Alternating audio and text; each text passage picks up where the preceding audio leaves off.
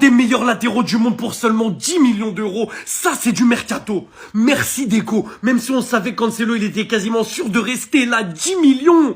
C'était tellement important pour nous de l'avoir sur ce mercato. Un latéral de qualité. Il peut jouer à droite, à gauche, il sait défendre, attaquer, dribbler, tirer, centrer. Ce que vous voulez. Ça, c'est exceptionnel. On parle d'un joueur qui est top 3 des meilleurs Portugais sur cette Coupe du Monde et je pense qu'il se bat pour le top 1. Sur tous les joueurs portugais qui ont été décevants, lui, il a fait le travail qu'on lui demandait.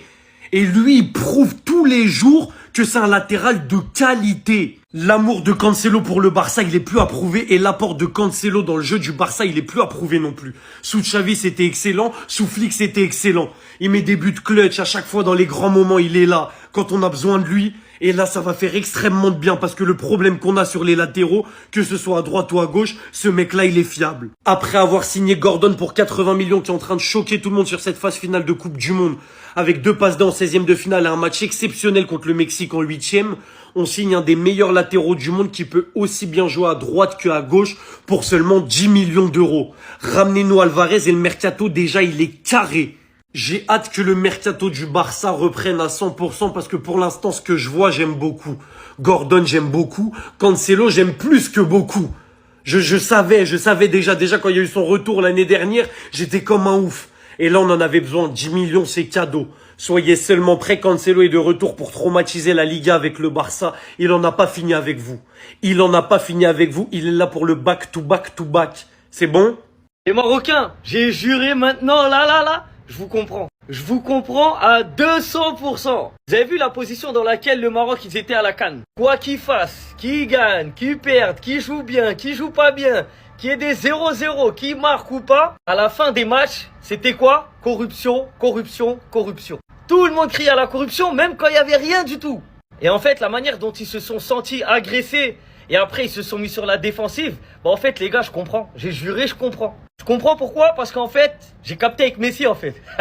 C'est la même chose, quoi qu'il fasse. Il peut mettre des doublés, des triplés. Il peut faire tout ce qu'il veut. Hein. On peut vivre un match de fou, comme on a vécu hier, qui nous a donné des émotions footballistiques. Bah en fait, il y en a, ils vont venir sur les réseaux sociaux.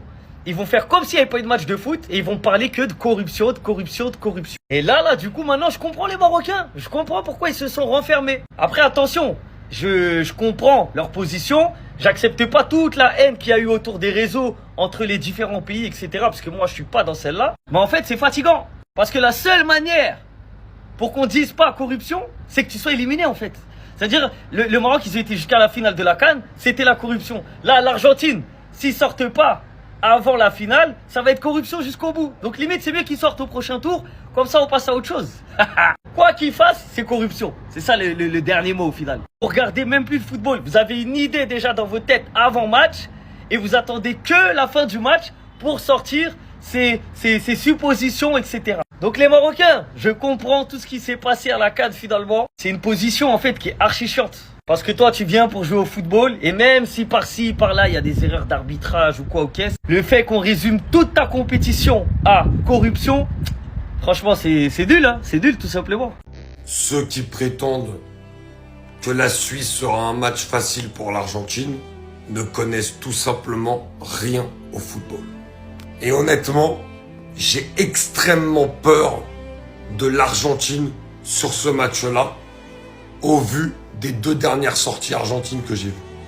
La Suisse, c'est un bloc très solide, qui sait défendre, qui sait attaquer et piquer dans les moments où il faut. Et j'ai trouvé beaucoup plus de solidité dans le 16e de finale des Suisses et dans le 8e également, que dans le 16e de finale et le 8e de l'Argentine. La seule différence, ouais, mais ça pourra pas sauver l'Argentine à tous les matchs.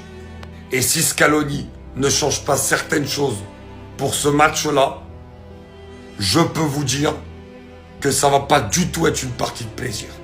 Et j'en entends beaucoup dire que l'Argentine est déjà en demi. Non, pas au vu de ce qu'on a vu du côté des Argentins, contre l'Égypte et contre le Cap-Vert notamment. Et pas au vu de la solidité suisse à laquelle on assiste depuis le début de la compétition. Ce sera un match extrêmement disputé. Et sur les 16e et les 8e, il y a peut-être pour l'instant plus de garanties collectives du côté de la Suisse que du côté de l'Argentine. Hâte de voir ce match. Messi qui a perdu la Copa América 2007. Messi qui a perdu la Copa América 2015. Messi qui a perdu la Copa América 2016, la troisième finale.